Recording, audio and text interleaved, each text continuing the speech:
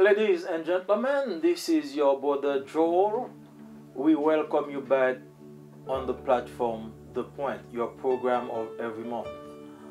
And we're going to continue, but before we do, I want to thank everyone who sent me a comment last week for the last version of The Point.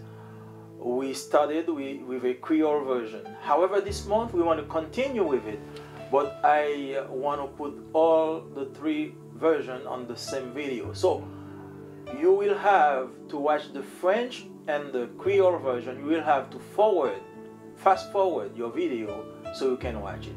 Pour ceux qui veulent voir la version créole ou bien la version française, ils n'ont qu'à avancer la vidéo et ainsi ils pourront voir leur version préférée.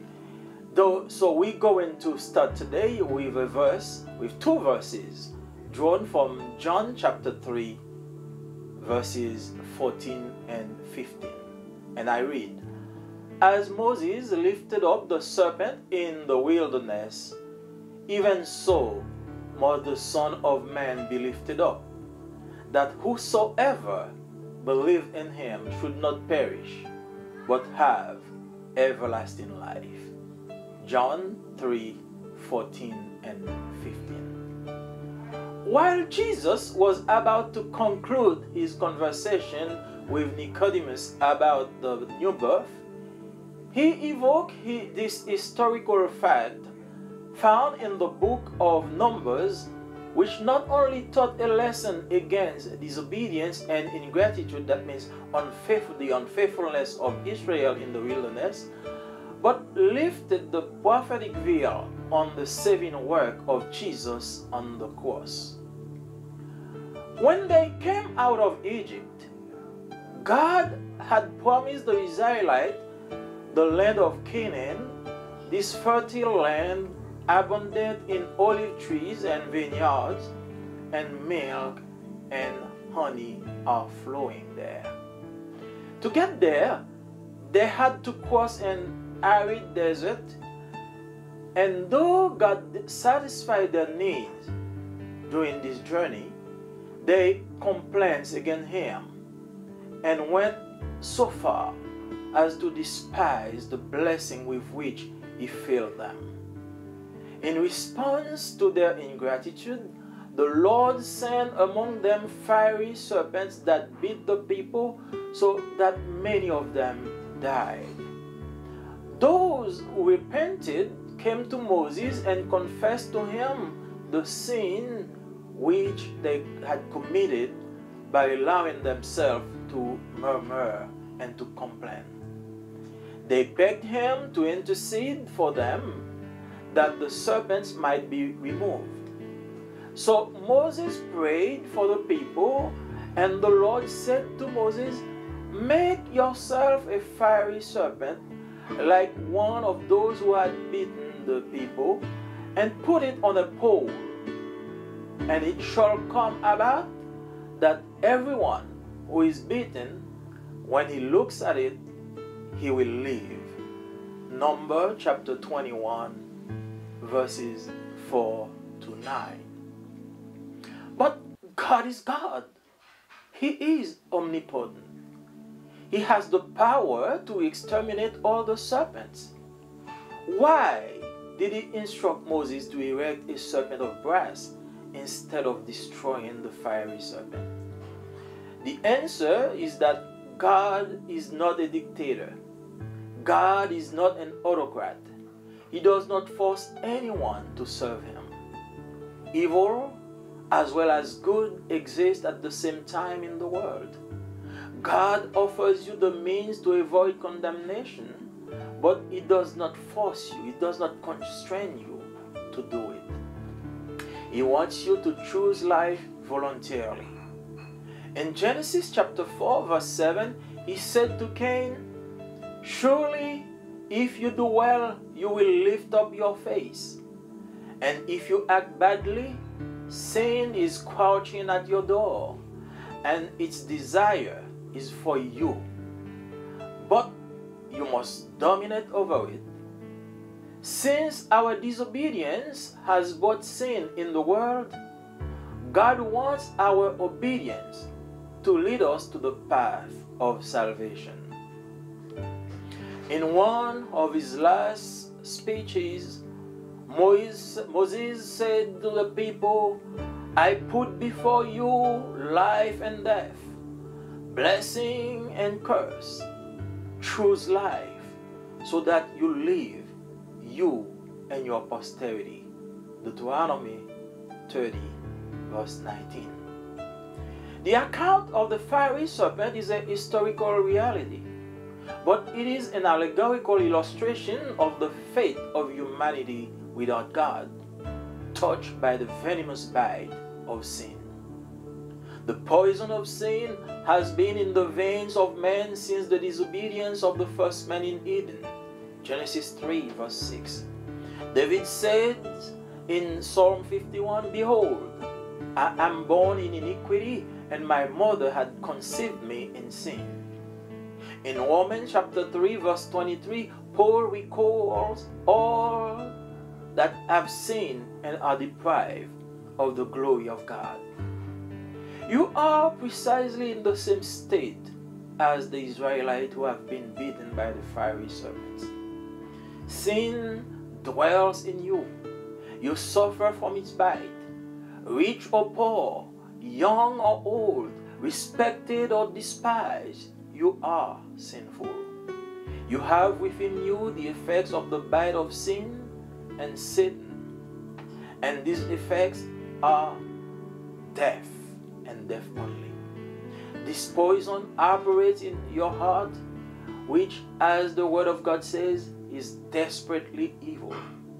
It is impossible for you to heal yourself. You cannot in any way avoid death, which is the consequence of the sin that dwells in you. Sin is a deadly disease that medicine cannot cure. The riches of the world cannot keep it at a distance. It attacks rich and poor with the same rigor. The poison of sin is operating in you in silence and perhaps secretly, but continuously and effectively. And the effect of this operation is death and death only. However, there is hope for all who are not incredulous. God responded to Moses' prayer by instructing him to carve a bronze serpent and put it on a pole. Those who have been bitten by the fiery serpent had only to look at the bronze serpent and they would live. Jesus is the true antidote of sin. This brazen serpent was a prophetic figure of Jesus nailed at the cross. He says in the scripture, when I'll be lifted up, I will draw all men to me. Look at Jesus today. Believe that God made him sin who did not know sin. Believe that his purpose on coming down here in the likeness of man was to save us. The motive for which he suffered the cross was to glorify God by bearing sin and his dreadful chastisement for the salvation of the sinner. Lift up your eyes to him by faith and you will be saved. I imagine that some Israelites were already dying, their eyes tarnished by the venom of the snakes, barely breathing when they glanced at the brazen serpent, and that was enough. You do not have much to do, dear friends, but look at Jesus by faith to be saved. The devil makes you believe that there are no more solutions to your problems. He tells you that no one loves you, that your addiction is incurable, that your sexual preference is innate and therefore unavoidable. Finally, he throws you into depression and later he leads you to suicide. Look at Jesus. When we turn our face toward him, we are radiant with joy, said the psalmist. If you feel that you are perishing, do not waste time thinking or trying to make yourself better, but take the effective remedy, the perfect remedy, Jesus. His precious blood cleanses us from all sin. Salvation is offered to you free of charge. This blood has the power to heal and purify. Listen to what the author of the epistle says to the Hebrews in Hebrews chapter 9, 26 to 28.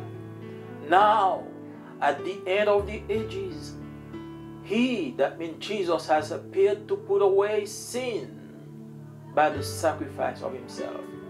And as it is appointed for man to die once, but after this the judgment, so Christ was offered once to bear the sins of many. To those who eagerly wait for Him, He will appear a second time, apart from sin, for salvation. We also read in Hebrews chapter 10, verses 12 to 14, after He had offered one sacrifice for sins forever, He sat down at the right hand of God. From that time waiting till His enemies are made His footstool. For by one offering He has perfected forever those who are being sanctified. Notice that the wounded who looked at the brazen serpent were the only one cured. Those who refused to look were all dead. However, their obedience or their unbelief did not change the meaning of the emblem.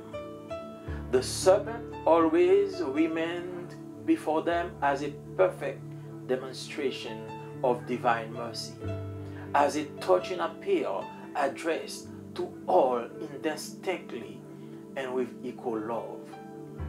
Dear friends, Jesus is who He is, the great I am, God in flesh. Your obedience or your unbelief does not change anything in Him. His grace is immense and great. His love is wonderful. For those who are lost, He is the way. For those who are in the lie, He is the truth. For those in the darkness, He is the light. For those who are dead, He is the resurrection and the life. For those who are hungry, He is the bread of life. For those who are thirsty, He is the source of living water.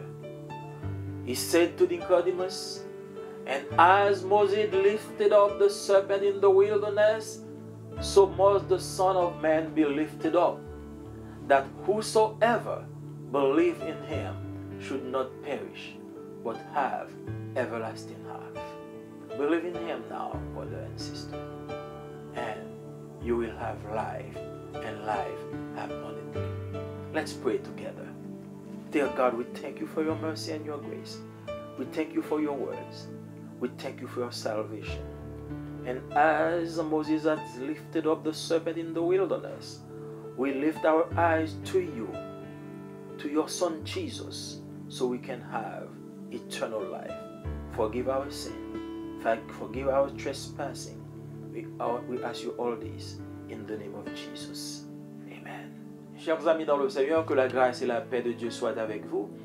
Et comme nous vous l'avons déjà dit, et nous mettons la version créole sur la même vidéo. Donc quand vous aurez fini avec la version française, vous n'avez qu'à avancer la vidéo pour contempler, pour suivre la version créole. Et nous lisons ensemble dans Jean chapitre 3, les versets 14 et 15.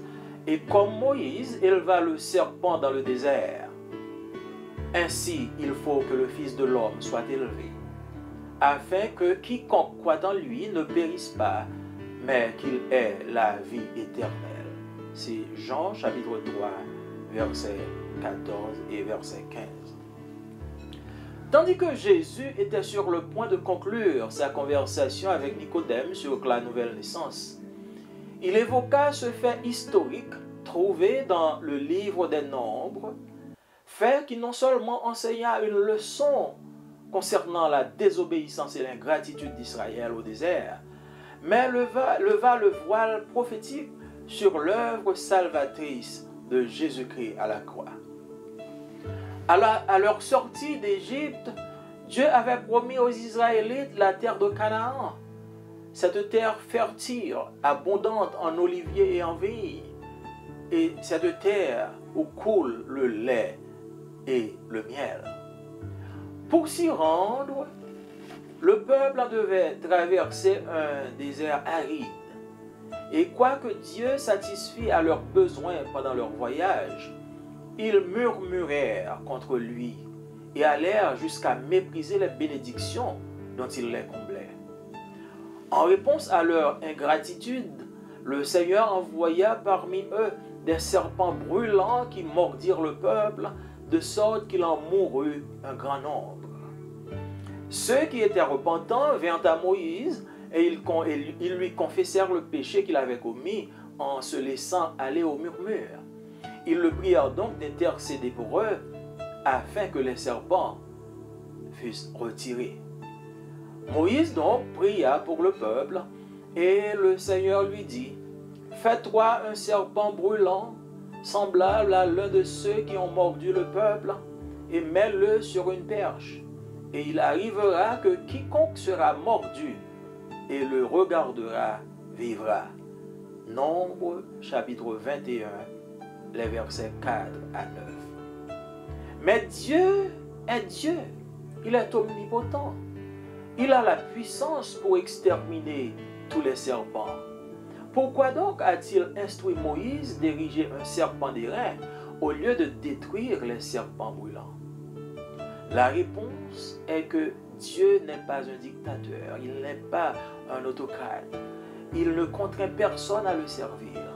Le mal ainsi que le bien existent en même temps dans le monde.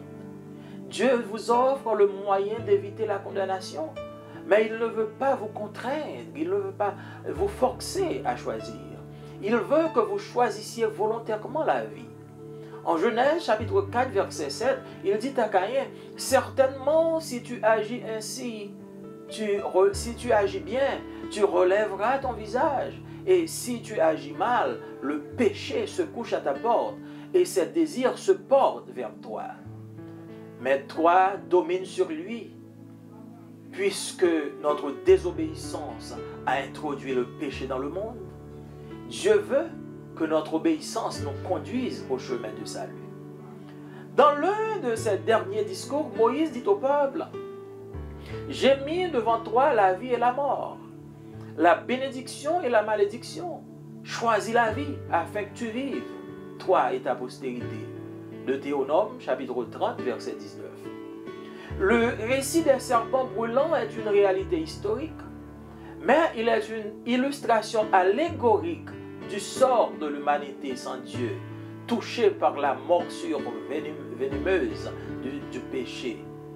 Le venin du péché s'est infiltré dans les veines de l'homme depuis la désobéissance du premier homme en Éden.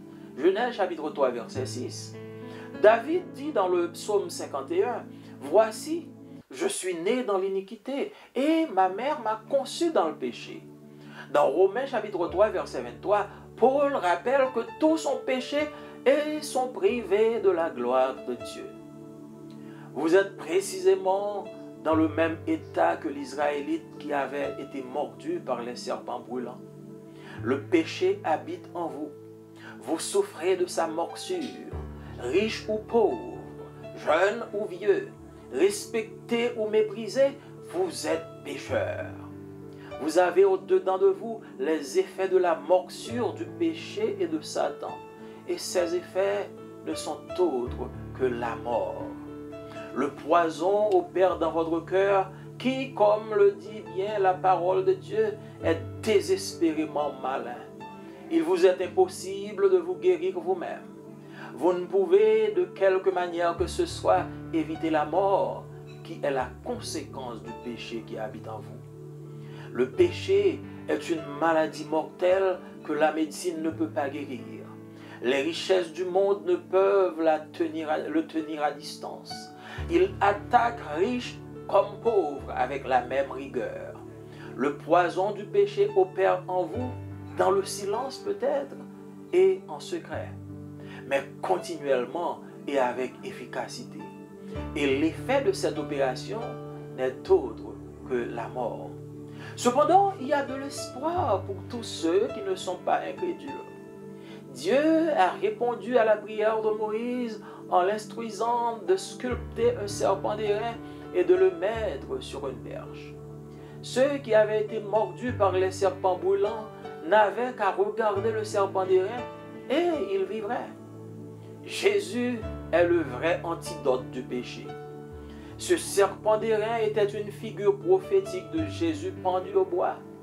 Il dit dans son évangile, « Quand j'aurai été élevé de la terre, j'attirerai tous les hommes à moi. » Regardez à Jésus. Croyez que Dieu a fait pécher celui qui n'a pas connu le péché. Croyez que son but en venant ici-bas en ressemblance de chair de péché était de nous sauver. Que le motif pour lequel il souffrit la croix était de glorifier Dieu en portant le péché et son affreux châtiment pour le salut du pécheur. Jetez sur lui le regard de la foi et vous serez sauvés.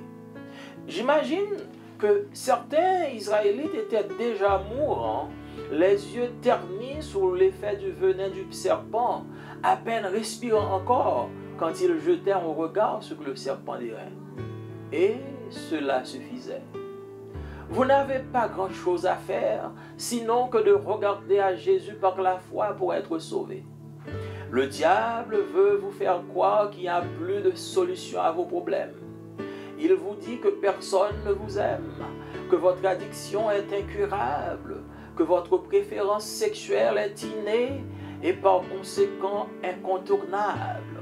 Finalement, il vous jette dans la dépression et plus tard, il vous conduit au suicide. Regardez à Jésus.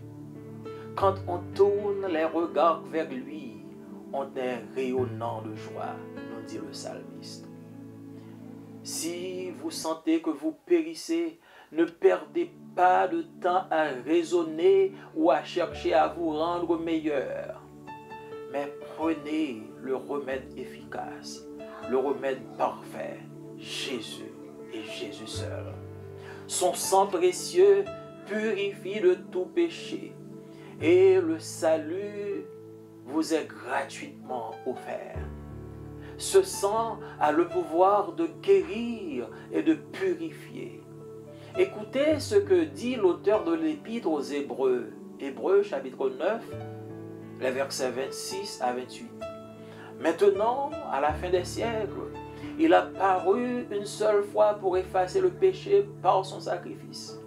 Et comme il est réservé aux hommes de mourir une seule fois, après quoi vient le jugement, de même Christ, qui s'est offert une fois pour porter les péchés de plusieurs, apparaîtra sans péché une seconde fois à ceux qui l'attendent pour leur salut.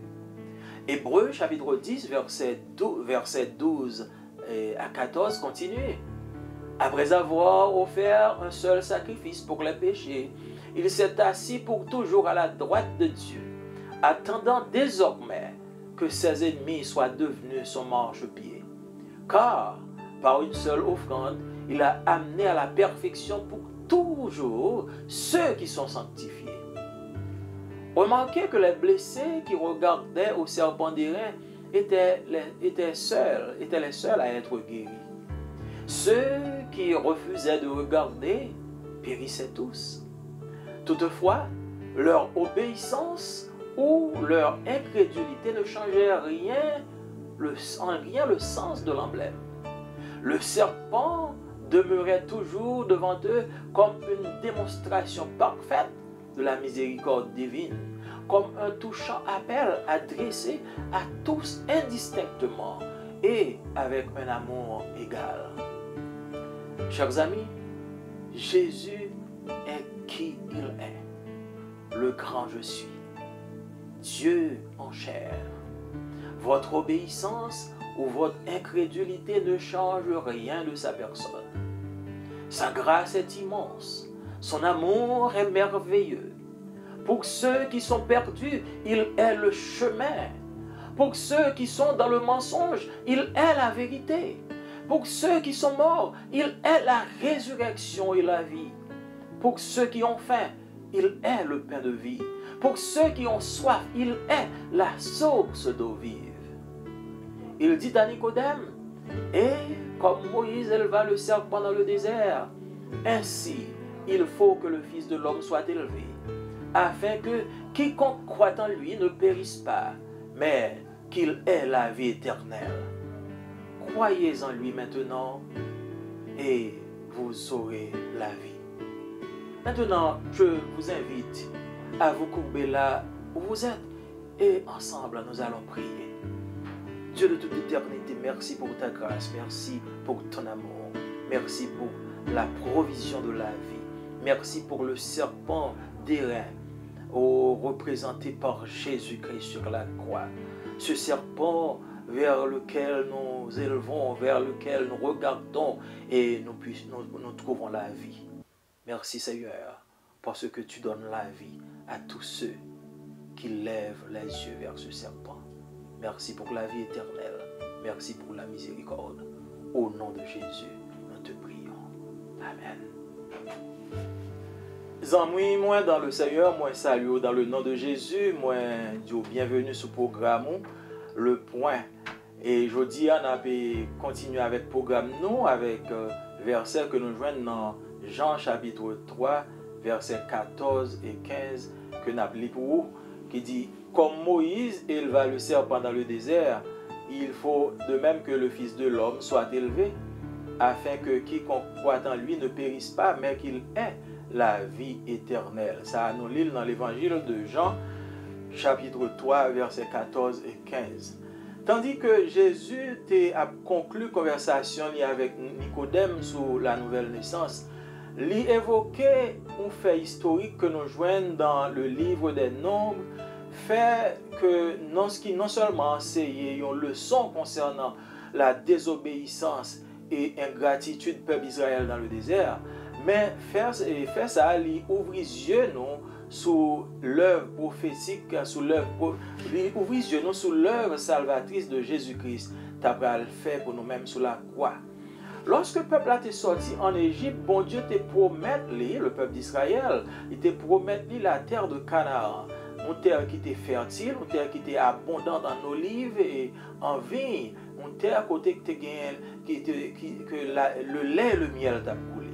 Pour que tu allé en Canaan, tu devais traverser un désert qui est terrible, un désert qui est aride.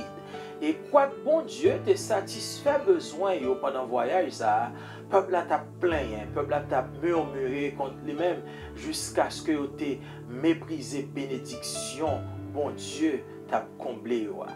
Et en réponse à ingratitude, ça, bon Dieu t'a voyé contre eux-mêmes des serpents brûlants qui t'ont mordé, de sorte que il y a un pile là-dedans qui t'est mort. Et gagné là-dedans tout qui t'est repenti. Ça, tu t'es repenti, tu venu contre Moïse et tu t'es confessé péché que tu t'es fait pendant que tu as plaint, pendant que tu as murmuré. Et on demandé Moïse pour te prier pour t'intercéder pour eux, afin que bon Dieu t'est capable de retirer serpent ça parmi eux. Moïse priait pour le peuple là, et bon Dieu fait Moïse réponse. Il dit, fais un serpent brûlant, et un serpent qui semblable, un serpent d'airain, qui semblable à un serpent qui mordait le peuple là, et mettez-le sous tête un pied bois. Et lorsque serpent brûlant ça va mordre moun sa yo, n'importe monde qui va lever tête yo va garder à serpent d'airain ça, yo va vivre. Nous lisons ça dans Nombre chapitre 21, les versets 4 et à 9. Mais bon Dieu, c'est bon Dieu, bon Dieu, il est omnipotent, il a la toute puissance. Il a puissance pour te, non bas Dieu, non clin d'œil, pour exterminer tout serpent ça. Pour quelle raison que tu instruit Moïse pour dressé pour le construire un serpent d'airain au lieu que de détruire les serpents brûlants qui existaient? Réponse ça, c'est que bon Dieu n'est pas un dictateur. Bon Dieu n'est pas un autocrate. Bon Dieu n'est pas contraint personne monde pour servir. Mal aussi bien que bien, il existait en même temps sous terre. Donc, bon Dieu offre nos moyens pour nous éviter condamnation, mais elle pas contraint nous à choisir moyen ça. C'est ça que dit que bon Dieu son gentleman, il pas forcer personne fait rien. Il voulait que nous choisissions la vie volontairement. Dans Genèse chapitre 4 verset 7, et bon Dieu dit à Caïn, certainement si vous agissez bien, tête ou à lever, visage ou à lever, mais si vous agissez mal, péché à camper devant porte et désir à envahir, mais ou même ça gain pour faire, ou gain pour dominer sur lui-même. Puisque désobéissance introduit le péché dans le monde, bon Dieu voulait que obéissance conduise au chemin du salut. Dans un dernier message que Moïse te baille peuple avant que le te mourir, il dit moi mettez devant nous la vie et la mort, la bénédiction et la malédiction. Choisis la vie pour qu'on soit capable de vivre ou même avec petit tout. Deutéronome chapitre 30 verset 19. Histoire serpent brûlant, c'est une réalité historique que liée. Mais cependant, c'est une illustration allégorique de problèmes que l'humanité a fait face sans bon Dieu, touché par piqûre, par morsure venimeuse, serpent qui s'est péché. Au poison péché, infiltré dans l'homme depuis la désobéissance de nos premiers parents en Éden, d'après Genèse chapitre 3 verset 6. David dit dans Psaume 51, « Voici, je suis né dans l'iniquité et ma mère m'a conçu dans le péché. » Dans Romains chapitre 3 verset 23, Paul rappelait que tous ont péché et sont privés de la gloire de Dieu. Bien-aimés, ou précisément dans le même état que l'Israélite là, qui était mort, que le serpent était mordé. Au péché, il était dans nous. Oh, nous souffrir conséquences. Qu'au riche, qu'au pauvre, qu'au jeune ou qu'au vieux, que respecté ou bien que méprisé, ou c'est un pécheur quand tout le monde. Oh, ou gagner en dedans les effets de la morsure du péché et de Satan. Et fait ça par l'autre bagaille que la mort. Poison péché a li opéré dans le cœur nous, qui, quand Jean-Paul l'a dit, désespérément mauvais que nous pas bon. L'impossible pour nous joindre une guérison pour tête nous. Nous pas capables, quel que soit ça que nous faisons, nous pas capables d'éviter la mort, qui c'est conséquence péché qui habite dans nous-mêmes. Péché, c'est une maladie mortelle que la médecine n'est pas capable de guérir. Richesse monde là, pas capable de kembe péché à distance.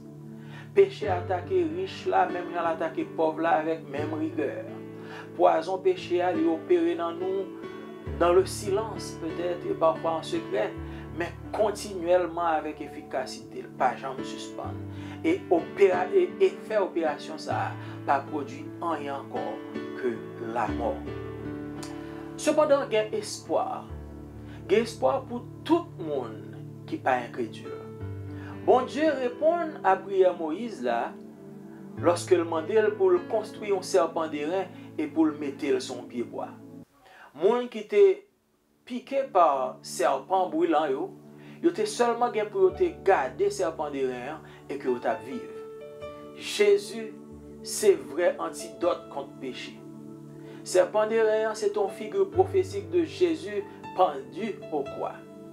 Oh Jésus dit dans l'évangile, quand moi va être élevé de la terre, moi gain pour m'attirer tout le monde à moi. Zanmim, voyez sur regarder Jésus. Quoi que bon Dieu fait de lui-même péché, pas dit pécheur, mais il fait de lui-même péché pour être capable de nous la vie, lui-même qui pas jamais connaît péché. Quoi que Bully, lorsque il est venu sous terre, ça, il te prend chair que nous gagnons, c'est pour être capable de sauver. Quoi que motif pour lequel il a accepté la croix, c'est pour être capable de glorifier Papa en portant le péché et son affreux châtiment pour le salut du pécheur. Jeté sous lui-même le regard de la foi et a sauvé.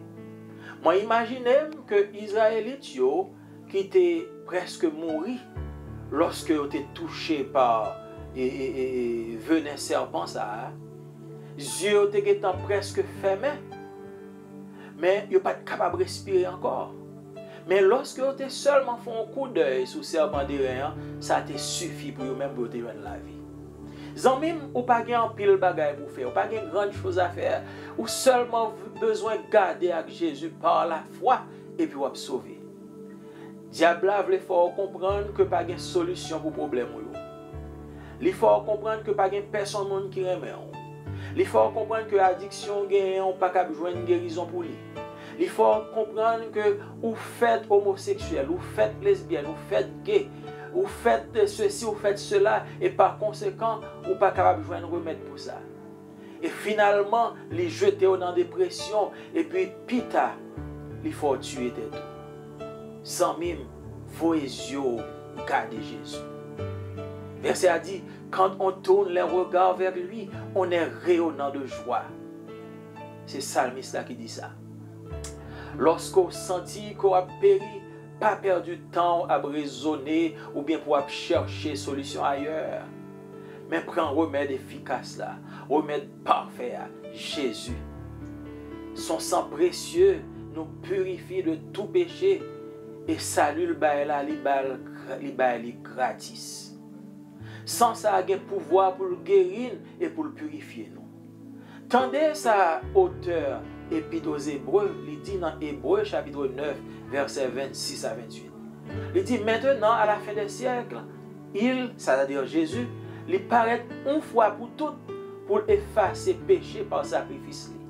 Et comme il réservé à tout le monde pour mourir une seule fois, et après ça, avec un jugement, même Jean-Christ là, il offrit une fois pour le payer péché, pour le porter péché tout le monde.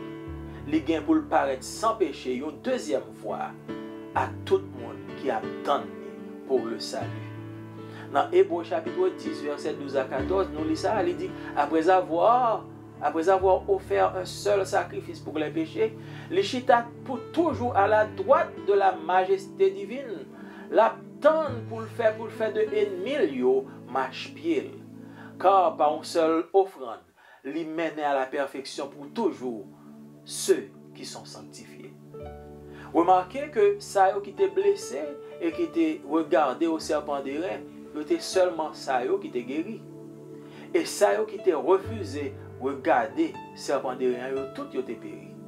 Cependant, obéissance ou bien incrédulité pas changer rien dans le sens serpent des reins.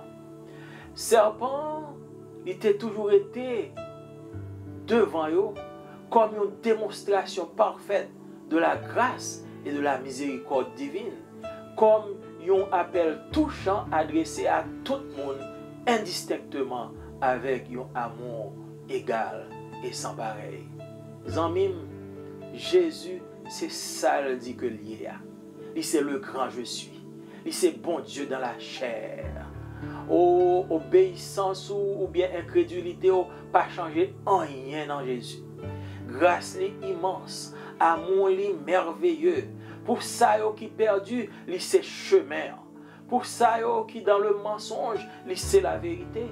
Et pour ça qui mourit, il c'est la résurrection, c'est la vie. Pour ça qui grand goût, il c'est le pain de vie. Pour ça qui soif, il c'est la source d'eau vive. Il dit à Nicodème, comme Moïse t'a levé serpent dans le désert, c'est même Jean petit l'homme n'a gagné pour l'élever, afin que n'importe monde qui croit dans lui, ou pas péri, mais est capable de la vie éternelle. Zanmim, croit dans Jésus, qu'on y a, jodi à même, minute ça même, et on va gagner la vie pour toujours. On nous prie ensemble. Bon Dieu toute éternité, bon Dieu tout puissant, merci pour le sacrifice de la croix. Merci pour le serpent des reins qui était une figure de Jésus qui t'a pas mourir sur la croix. Oh, lorsque nous va voyer regard vers lui-même, nous va joindre la vie en abondance. Merci pour ce sacrifice. Merci pour la vie éternelle. Nous te remercions. ainsi. Nous glorifions au nom de Jésus, lui qui vit et qui règne au siècle des siècles. Amen. Si un nom en bali, remeni, partagez-li, et ça plus important, abonnez-vous à la chaîne ça, afin que l'autre monde capable de bénir à travers eux-mêmes. À la prochaine. Que bon Dieu bénisse.